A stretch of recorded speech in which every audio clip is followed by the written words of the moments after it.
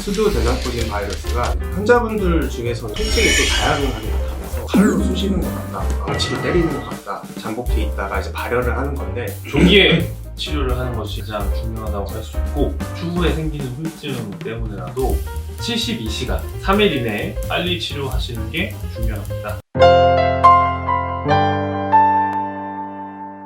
안녕하세요. 공드림 피부과 공쌤. 안녕하세요, 권쌤입니다. 공쌤, 저희 이제 피부과의 대표적인 이제 질환 중에 요즘에 이런 TV나 인터넷에서도 대상포진에 대해서 되게 이렇게 이슈가 좀 되고 있어요. 맞습니다. 이게 실제로 되게 무서운 질환, 환자분들이 오면 이거 대상포진 아니냐고 겁먹어서 많이 오시는데요. 오늘은 이런 대상포진의 원인이나 치료, 예방 이런 것들을 한번 알아보도록 하겠습니다.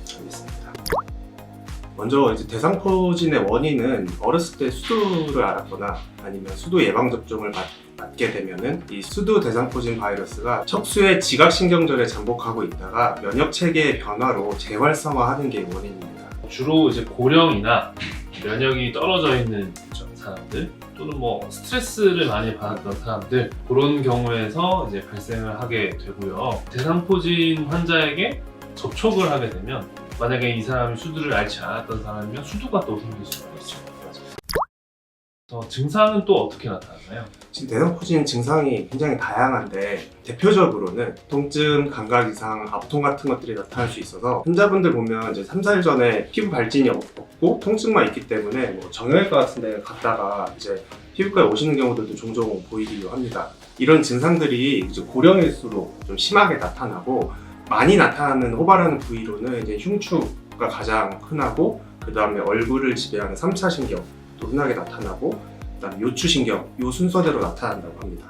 이제 특징적인 소견으로 이 피부 중앙을 침범하지 않는다는 게 그렇죠. 있어요. 그래서 한쪽으로만 생기게 되고요. 편측성으로 발진이나 물집이 이렇게 생기면서 통증이 같이 오기 때문에 진단이 비교적 정확하게 이루어질 수가 있고요. 이런 물집 같은 경우는 한 일주일 정도 되면서 서서히 딱지로 변하면서 낫게 되는데, 간혹 가다가 이 딱지가 떨어지면서 흉터가 남는 경우가 있습니다. 특히 이제 얼굴 쪽에 생기면 얼굴에 흉터, 이제 수두 앓으면서 흉터가 남는 것처럼 대상포진도 이제 흉터가 남을 수 있어서 얼굴 쪽에 생기는 경우에는 조금 문제가 좀 되는 경우들이 있습니다. 이 대상포진이 또 무섭다고 하는 이유가, 이게 대상포진이 앓고 나면 그게 끝이냐, 이게 아니라 앓고 나면 그 자리에 이제 신경통이 발생하는 포스트 얼패틱 뉴랄지아라고 하죠. PHN이라고 하는데, 이게 이제 오래 지속되는 경우들이 있어서 대상포진이 이제 무섭다고들 많이 하죠. 피부 병변은 길면 2주, 3주면 다 낫게 되는데, 이런 신경통증이 2, 3개월까지 지속이 되기도 하고, 특히 60대 이상의 고령이신 분들은 몇 년까지도 고생을 하는 경우가 있어요. 그래서 이제 치료가 중요한데요. 조기에 치료를 하는 것이 가장 중요하다고 할 수 있고, 피부 병변이 생기고 나서 72시간, 3일 이내에 팜시클로버, 발라시클로버 등의 항바이러스제를 투여하면 되겠습니다. 이런 항바이러스제의 조기 투여가 급성 통증이나 아니면 대상포진 후 신경통이나 이런 거에 발생할 수 있는 가능성을 좀 낮춰주기 때문에 빠르게 이제 피부과 병원에 가셔서 이제 진단을 받고 약물을 먹는 게 좀 중요하죠. 그다음에 스테로이드나 아니면 가바펜틴 같은 신경통 제제, 그리고 진통소염제 같은 것들로 증상을 좀 조절할 수 있겠습니다. 이게 너무 통증이 심하기도 하고 오래 가다 보니까 예방에 대한 얘기가 요즘 많이 나오고 있잖아요. 그래서 백신으로 이제 예방을 하게 되는데, 생백신 중에서는 조스타박스, 스카이 조스타 이런 것들이 있고요. 사백신에는 이제 싱드릭스 이런 것들이 있습니다. 이런 것들이 이제 대상포진의 발생률을 한 절반 정도로 낮춰준다고 해요. 대상포진 예방접종이 말씀하신 것처럼 급성 통증이나 대상포진 후 신경통을 약 40%에서 60% 정도 감소시켜주는 효과도 있다고 해서 요즘에 좀 각광을 좀 받고 있습니다. 고령에서 이제 고생하시는 분들이 많기 때문에 지금 보통은 50대 이상에서 권장을 좀 드리긴 하는데, 젊은 분들도 가끔 이제 문의하러 오시는 분들도 이제 계십니다.